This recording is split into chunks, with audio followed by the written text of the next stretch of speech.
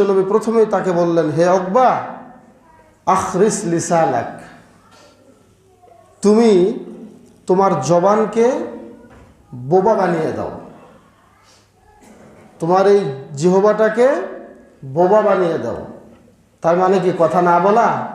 জি না, কথা না বলা না, তার মানে হলো কম কথা বলা, অতিরিক্ত কোনো কথা যেন আমার মুখ দিয়ে বের না হয় এই চিন্তা ভাবনা করা।